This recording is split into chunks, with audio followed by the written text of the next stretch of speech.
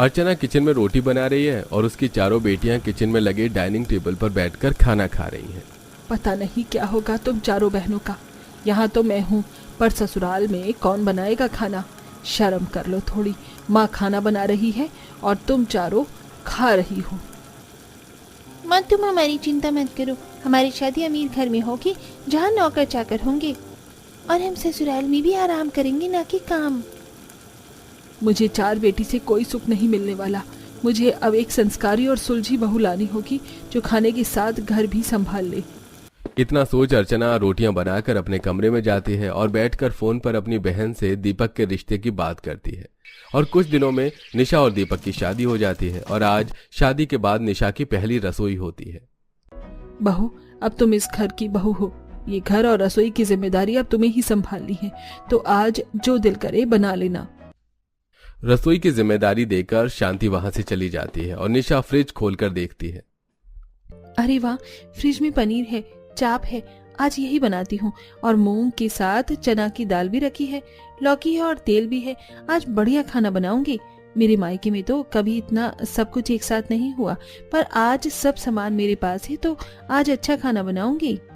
निशा अपनी पहली रसोई में खीर, मूंग दाल का हलवा, लौकी की बर्फी, पराठे, कचौरी, पनीर और चाप बनाती है, जिसे खाकर दीपक और अर्चना निशा के खाने की तारीफ करते हैं। बहू, तुम्हारे हाथों में तो बहुत स्वाद है। हाँ माँ, निशा ने सब कुछ कितना अच्छा बनाया है। मैंने सोचा नहीं था कि निशा इतना अच्छा खाना बनाना जानती होगी। क्यों, तुझे क्या लगता था मेरी बहू गांव की है, गरीब है, तो वो ये सब बनाना जानती नहीं होगी? बहू, मैं तो बोलती हूँ अपनी इन 4 ननद को भी कुछ सिखा दे, ताकि ससुराल जाकर मेरी इज्जत रख ले। इतना भी अच्छा खाना नहीं है माँ कि हम भाभी से कुछ सीखें। हाँ माँ जी, आरती सही बोल रही है। मुझे भी किसी ने सिखाया नहीं था, अपने आप फोन से देखकर सीख गई। निशा अपनी नंद की बातों का बुरा नहीं मानती, पर उसकी चारों नंद अपनी भाभी से चिढ़ जाती हैं। देखा नहीं तुम तीनों ने, माँ और भैया उस गांव के गरीब लड़के की कितनी तारीफ कर रहे थे। मुझे तो अब वो रास नहीं आ रही। सही कहा तूने, अब उसका कुछ करना पड़ेगा। कोई बात नहीं, आज इसको तारीफ मिल गई तो क्या हुआ, कल से हम इसे परेशान करेंगे कि अब हर मौके पर इसे 4 बात सुनने को मिलेंगी। इस तरह चारों नंद मिलकर अपनी गरीब मासूम भाभी को परेशान करने का ठान लेती हैं। इसी तरह 2 दिन बीत जाते हैं और एक दिन जब पूजा खाना बना रही होती है तो उसकी माँ का फोन आ जाता है और वो निकिता से कहती है, निकिता, कमरे में मेरा फोन बज रहा है। हो ना हो माँ का ही फोन होगा। वैसे मैंने खाना बना दिया है, तुम 2 मिनट में सब्जी का गैस बंद कर देना, जरा मैं अपनी माँ से बात कर लूँ। हाँ भाभी, क्यों नहीं, आराम से बात कीजिए। निशा सब्जी की जिम्मेदारी निकिता पर छोड़कर अपने कमरे में चली जाती है और अपनी माँ से फोन पर बातें करने लगती है। और इसी बीच निकिता अपनी भाभी को परेशान करने के लिए उसके खाने में ऊपर से और नमक मिर्च डाल देती है। अब आएगा मजा, अब देखती हूँ कैसे इस गरीब की तारीफ होती है और माँ हमें सुनाती है। कुछ देर बाद पूरा परिवार खाने के लिए बैठता है और पहला निवाला मुंह में डालते ही वो लोग खाना उगल देते हैं। अरे बहू, ये क्या, आज तूने क्या बना दिया है? माँ यूट्यूब की सीखी हुई लड़की है, ऐसा ही खाना मिलेगा, कभी अच्छा तो कभी बुरा। सच में निशा, तुमने खाने में कितना नमक और मिर्च डाला हुआ है? कहीं ऐसा तो नहीं तुमने पूरा डिब्बा ही पलट दिया खाने में? पर मैंने तो हिसाब से डाला था नमक, ऐसा कैसे हो सकता है? अब जो हो गया उसे जाने दो, कोई बात नहीं बहू, कभी कभी गलतियां हो जाती हैं। बेटा तू बाहर से खाना मंगवा ले, क्योंकि ये खाना खाने लायक नहीं है। आज पहली बार निशा से खाना खराब हुआ था, इसलिए वो काफी परेशान हो जाती है और कुछ देर बाद दीपक बाहर से खाना मंगवाता है। और इसी तरह 2 दिन और बीत जाते हैं और चारों बहन एक बार फिर अपनी भाभी को परेशान करने के तरीके सोचती हैं। भाभी खाना बनाकर आराम कर रही है, अब कैसे उनका खाना बिगाड़े। बार बार नमक मसाला डालना सही नहीं है, चलो इस बार खाना जला देते हैं। इतना बोलकर चारों बहन रसोई में जाती हैं और फिर से गैस ऑन कर देती हैं। कुछ देर बाद खाने की जलने की बदबू आती है और पूरा परिवार रसोई में जाता है। आशा जल्दी से गैस बंद कर अपनी बहू से कहती है, बहू तेरा ध्यान किधर रहता है? देख सारा खाना जल गया, तूने गैस क्यों नहीं बंद की थी? पर माँ जी, मैं सच कह रही हूँ, खाना बनाने के साथ ही मैंने गैस बंद कर दी थी। रहने दो भाभी, गलती एक बार होती है, बार बार नहीं। मुझे तो शक है आप जानबूझकर ऐसा करती हो ताकि बाहर का खाना खा सको। बहू, गलती से हुआ हो या जानबूझकर, बाहर से खाना नहीं आएगा। अब मैं खुद खाना बना लूंगी। अर्चना नाराज होकर खुद खाना बनाती है और ये देख निशा को बहुत बुरा लगता है। अब इसी तरह कुछ दिन बीत जाते हैं और अर्चना की तबीयत ठीक नहीं होती, जिस वजह से सब्जी का थैला लेकर निशा शीतल के पास जाती है। शीतल, मैं एक बार माँ जी के साथ बाजार गई थी, पर मुझे रास्ता याद नहीं आ रहा। क्या तुम मेरे साथ चलोगी? भाभी, मैं चल लेती, पर मुझे कुछ काम है।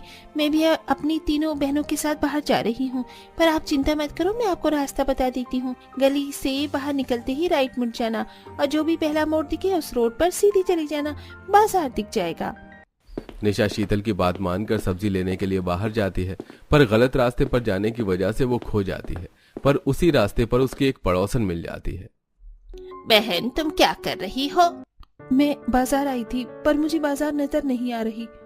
तुम गलत आ गई हो, बाजार यहाँ नहीं है, तुम पहले मुड़ गई हो। बाजार हमारे घर से तीसरे मोड़ पर है, चलो मैं तुम्हें ले चलती हूँ। पूजा अपनी पड़ोसन के साथ बाजार जाती है और सब्जी लेकर घर आती है, और आज उसे घर आते हुए 8 बज जाते हैं, जिस वजह से आज पहली बार अर्चना अपनी बहू को सुनाती है। बहू, मुझे लगा था कि तू समझदार है, पर तेरी हरकतें बता रही हैं कि मैंने गलती करी तुझे अपने घर की बहू बनाकर। मैं खुश थी तेरे देसी तरीके देखकर, पर आज मुझे दुख हो रहा है तेरी हरकतों पर। अपनी सास की डांट खाकर निशा कमरे में जाकर रोने लगती है। इसी तरह कुछ दिन बीत जाते हैं और एक बार फिर चारों बहन अपनी भाभी को परेशान करने के लिए एक नया प्लान बनाती हैं। बहुत दिन हो गए इसको हमने मजा नहीं चखाया, आज मेरी बारी है, चलो रसोई में चलते हैं। बहुत शौक है घर वालों को सिलबट्टे की चटनी बनाकर खिलाने का, आज इसका सिलबट्टा गायब करते हैं। सही कहा तूने, उस गंवार को तो मिक्सी, इंडक्शन, माइक्रोवेव जैसी चीजें चलानी भी नहीं आती, वो कुछ नहीं कर पाएगी। इतना बोलकर चारों बहन रसोई में जाती हैं और सिलबट्टा छुपा के रख देती हैं, और साथ में आरती सिलेंडर स्टोर रूम में और खाली सिलेंडर रसोई में लगा देती है। और जब निशा खाना बनाने के लिए रसोई में जाती है तो वो देखती है कि न तो उसका सिलबट्टा है और न ही गैस। क्या हुआ भाभी, आप बड़ी परेशान लग रही हो? हाँ, वो सिलबट्टा नहीं मिल रहा और मुझे मशीन में चटनी बनानी नहीं आती, और तो और गैस भी खत्म हो गया है। अब खाना कैसे बनाऊं? कोई बात नहीं भाभी, चटनी मिक्सी में बना लो, बस प्लग लगाओ और जार रखो और जार में जो पीसना है वो डालो और पानी डालकर मशीन चालू कर दो। और इंडक्शन ऐसे ही बुरे समय के लिए घर में हमने रखा है, इंडक्शन भी ऐसे ही होता है, ऑन करो और इसमें से आग निकलने लगेगी। पूजा सब कुछ गलत गलत अपनी भाभी को बताकर वहां से चली जाती है।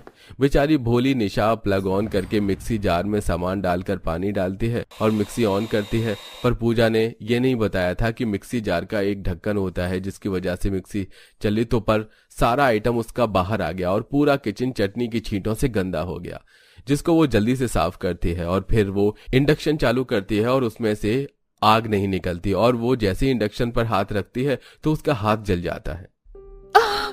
दीपक, पूजा, निकिता, माँ जी, ये सब कैसे हुआ? बहू, जब तुझे इलेक्ट्रॉनिक चीज चलानी नहीं आती तो क्या जरूरत थी अपने शौक पूरे करने की? जानबूझकर किया ना तूने ये सब? निशा अपनी चारों नंद की तरफ देखती है, पर अर्चना को सच नहीं बताती, और अपनी भाभी को इस हालत में देख चारों नंद को भी काफी बुरा लगता है और अपने कमरे में जाकर आपस में बातें करती हैं। हम भी तो भाभी को बस परेशान करना चाहती थी, हमारी वजह से भाभी का कितना हाथ जल गया, वो कितनी दर्द में थी, पर फिर भी उन्होंने सच नहीं बोला। अगर आज उन्होंने सच बोल दिया होता तो माँ हमें बहुत सुनाती। हमें भाभी से माफी मांगनी चाहिए, पर क्या मुंह लेकर हम जाएंगे? मैं ये हलवा लेकर आई थी, अभी गर्म करके आती हूँ, फिर हम हलवा लेकर भाभी के पास जाएंगे माफी मांगने। चारों नंद अपनी भाभी से माफी मांगने के लिए ओवन में हलवा गर्म करने के लिए रख देती हैं, और तभी लाइट चली जाती है और वो चारों अपने कमरे में जाती हैं। कुछ देर बाद लाइट आ जाती है और लाइट आने के 2 मिनट बाद आरती ओवन चालू करने के लिए जैसे ही रसोई में जाती है तभी ओवन फट जाता है और एक बार फिर पूरा परिवार रसोई में इकट्ठा होता है। ओवन में हलवा, वो भी स्टील के बर्तन में। बहू, तुझे ही हलवा पसंद है और तुझे ही ओवन चलाना नहीं आता। ये सब तूने किया है ना? देख, तेरी वजह से मेरी बेटी को कितनी चोट लग गई। नहीं माँ, ये सब भाभी ने नहीं, हमने किया, और हमारी वजह से भाभी को भी चोट लगी थी। सच कहते हैं भगवान सब देखता है, भगवान ने हमें हमारे कर्मों की सजा दी है। भाभी, हम चारों बहनों को माफ कर दो। अब तक आपके साथ जो भी कुछ हो रहा था वो सब हमने किया था, चाहे वो खाने में नमक हो या खाना जलाना हो। मैं तो पहले से ही जानती थी, और मैं ये भी जानती थी कि एक दिन आप चारों को भी अपनी गलती का एहसास होगा, जो आज हो गया। इतना बोलकर निशा अपनी चारों नंद को गले से लगा लेती है। खुश रहो बहू, सदा सुहागन रहो। आओ बहू, घर के अंदर आ जाओ। आइए देवरानी जी। कोमल घर के अंदर आती है। जेठानी जी, वो क्या है, उस कमरे में ताला क्यों लगा हुआ है? अरे बस बस, सब कुछ आज ही जान लोगी क्या? जाओ आराम कर लो, तुम बहुत ज्यादा थक गई होगी, फिर कल तुम्हारी पहली रसोई भी है ना। ठीक है, मैं अपने कमरे में जाती हूँ। कोमल अपने हस्बैंड के साथ अपने कमरे में आकर सो जाती है। वहीं दूसरी तरफ सास ससुर भी हॉल में सो रहे होते। वहीं जेठ और जेठानी अपने कमरे में सोने चले जाते हैं। अगले दिन सुबह के 5 बज गए हैं और मुझे अपनी पहली रसोई भी करनी है, लेकिन रसोई तो ससुराल वालों ने हॉल में बना रखी है। अगर मैंने यहाँ खाना बनाया तो सब्जी के छौंकने से सबकी नींद खराब हो जाएगी और माँ जी को तो खांसियां भी होनी शुरू हो जाएंगी। क्या करूँ, कहाँ बनाऊं खाना अपनी पहली रसोई का? कोमल घर के बाहर आती है, लेकिन आंगन में भी उसको कुछ समझ नहीं आता। फिर वह दोबारा घर के अंदर आती है, जहाँ उसे कोई भी ठीक सी जगह नहीं मिलती खाना बनाने के लिए। तभी उसकी नजर उस कमरे के ऊपर पड़ती है जहां कल रात ताला लगा हुआ था। अरे ये क्या हुआ, ये कमरा तो खुला हुआ है। आखिर इस कमरे में ऐसा क्या है? अंदर जाकर देखती हूँ। कोमल कमरे के अंदर आती, तब उसे पता चलता है कि ये तो एक छोटा सा पार्लर है। सुबह के 7 बज गए हैं। एक काम करती हूँ, इस पार्लर में ही अपनी पहली रसोई का खाना बना लेती हूँ। जब तक सब सोकर उठेंगे तब तक मैं सारा खाना बना के हॉल में लेकर चली जाऊंगी। कोमल पार्लर के अंदर ही गैस उठाकर लाती है और कुछ मसाले के डिब्बे और वहीं पर कढ़ाई और हांडी चढ़ाकर खाना बनाने लगती है। स्पेस कम होने के कारण खाना बनने में बहुत टाइम लग जाता है और देखते ही देखते सुबह के 9 बज जाते हैं। तभी एक कस्टमर पार्लर में आती है। अरे किस चीज का तड़का लगा रही हो बहन, ये तो हालत खराब हो गई। और तो और खांसते खांसते मेरी सांसें फूल गई हैं। ये लीजिए, आप ये पानी पी लीजिए, इससे आपको थोड़ा आराम मिलेगा। और रही बात मेरे खाना बनाने की, तो वो बस बन गया है और बस मैं जा ही रही हूँ यहाँ से। अरे क्या कर रही हो बहू, सुबह के 9 बज गए, तुमने अपनी पहली रसोई का खाना अब तक बनाया नहीं क्या? पहली रसोई का तो पता नहीं, पर अभी जो भी बनाया है वो मुझे खाने को दे दो। मुझे मेरे ऑफिस के लिए लेट हो रहा है। मुझे माफ कर दीजिए, मुझसे बहुत ज्यादा ही लेट हो गया। एक काम करिए, आप लोग यहीं बैठिए, मैं आप सबका खाना यहीं लगा देती हूँ। अब कोमल अपनी पहली रसोई का खाना तो पार्लर में बनाती ही है, साथ ही साथ अपने पूरे ससुराल वाले यानी कि सास ससुर जेठ देवर और अपने पति को खाना भी वहीं पार्लर में ही खिलाने लगती है। सभी लोग खाने को खा रहे होते हैं कि तभी वहां पर उसकी जेठानी राधा पहुंचती है। अरे ये सब क्या कर रही हो तुम? ये मेरे पार्लर का क्या हाल बना दिया तुम लोगों ने। आ गई राधा तू? अरे यही तो मुझे भी तुझसे पूछना था कि ये तेरा पार्लर रसोई घर कब से बन गया। अरे देवरानी जी, कुछ बोलती क्यों नहीं? ऐसे ही चुपचाप मूर्ति की तरह खड़ी रहोगी या कुछ बोलोगी भी?